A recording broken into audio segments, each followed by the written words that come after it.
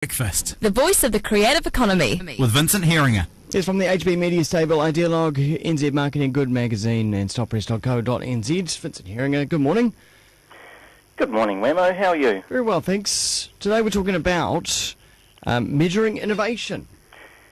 We often talk about New Zealand being an innovative country, and it is, and our legends and our kind of heroes are people that have done a lot with very little. You know, think of Ernest Rutherford and Richard Pearce and Colin Murdoch. These guys kind of fashioned something out of nothing, which is sort of part of the whole farming remote from markets kind of story that we like to perpetuate. Not many people have measured it, though. There are lots of stories, but for the first time, as far as I can see, someone has actually tried to measure and compare the state of our innovation over time, but also with Australia. And if you look at that, our innovation legends don't stack up to reality, or at least they haven't in the last 10 years. Well, and so that gets down to, okay, so how do we measure this? Yeah, that's a good question. So the IBM partnered with the University of Auckland to create a set of measures. There are 6 or 7 measures that they have applied across the economy to look at what is the most innovative sector and what over time happens. And so they started in 1998. I'm not quite sure why they started then, but I guess you have to start somewhere. And they used a methodology that's been developed by the Melbourne Institute in Melbourne, funnily enough, also with IBM. And it goes into things like the number of trademarks, the number of patents, the amount of productivity gains or major shifts in the way businesses are operating, sort of innovative marketing, or there's some subjective measures in there.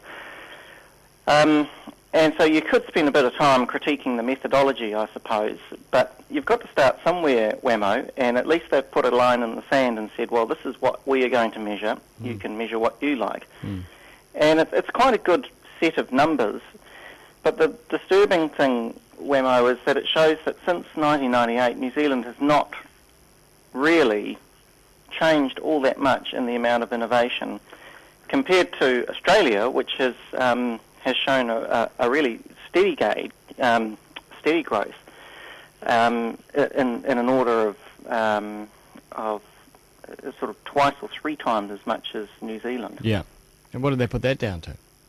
Well, it's kind of interesting because they do it sector by sector, and the one sector that is actually saving New Zealand's bacon, quite literally, is the agricultural sector. But it always has.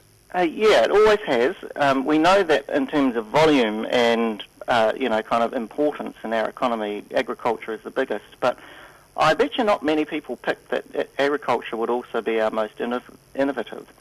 But actually, anyone that spends a bit of time in the agricultural area will constantly be amazed by the number of productivity gains, yield gains, the amount of science applied, the changes in technology. New Zealand has pioneered a whole bunch of technological improvements to farming that are sold around the world, but overall have lifted the productivity of our agricultural outputs.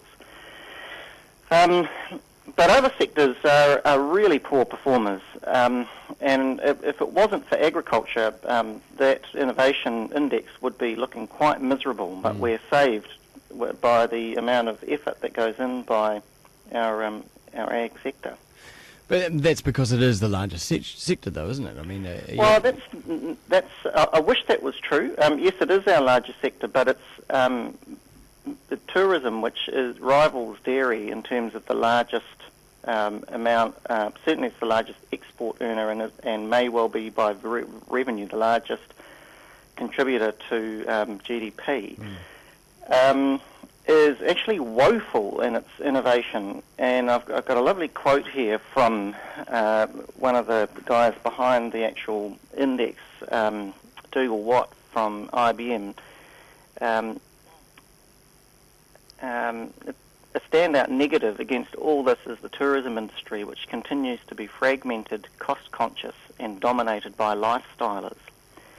I remember a while back a statistic being quoted that the return on investment for the tourism industry was something like 4%, which is amazingly poor. And one of the reasons for that is that it is dominated by lifestylers, people who will try to make a buck out of doing what they love, like trout fishing or jet boat riding or farm stays. And the problem with that is that it's not actually business. It's a nice lifestyle, but it doesn't actually contribute to the overall economic well-being of the country. It doesn't?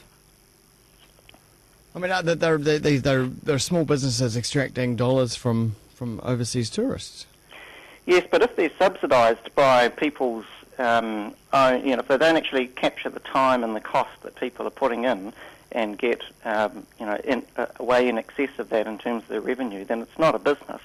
It's a lifestyle. Well, and that's hard to criticise. I mean, who wouldn't want to be paid to go trout fishing? But the point of this innovation index is to show that actually the industries that really desperately need to improve their game are the ones like tourism, where there's so little innovation going on and so little emphasis on value rather than volume. So it's all about just getting people through the gate rather than actually how do we get people to spend more time here, spend more money here, and actually come back again and turn into not just one-time visitors but actually customers. That's a really interesting point, Vincent. So that is on our website, Wammo, and makes depressing but actually pretty interesting reading, and I think it's just another little signal of the importance we have of making innovation not just highfalutin talk, but actually a real part of all our day-to-day lives. All right, that's up on idealog.co.nz. Just one of the magazines as part of the HB Media stable. Vincent Heeringa, thanks very much. Pleasure. Thank you.